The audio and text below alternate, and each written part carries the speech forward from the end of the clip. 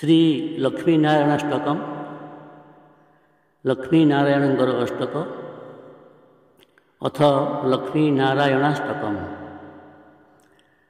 हर्तानां दुःखशमनं दीक्षितं प्रभुम् अव्ययम् अशेष जगदाधारं लक्ष्मीनारायणं भजे।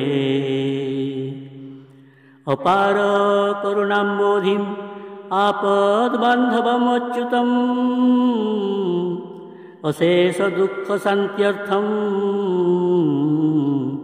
लक्ष्मी नारायणं भजे। भक्तानां वत्सलं भक्तिगम्यं सर्वगुणाकरम् अशेष दुःखशान्त्यर्थं लक्ष्मीनारायणं भजे। सुहृदं सर्वभूतानां सर्वलक्षणसंयुतम् अशेष दुःखशान्त्यर्थं लक्ष्मीनारायणं भजे। चिदचित् सर्वजन्तूनाम् आधारं वरदं परम्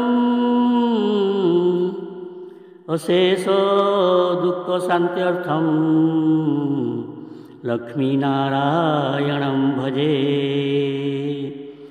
शङ्खचक्रधरं देवं लोकनाथं दयानिधिम् अशेष दुःखशान्त्यर्थं लक्ष्मीनारायणं भजे। पीताम्बरधरं विष्णुं विलसत्सूत्रशोभितम्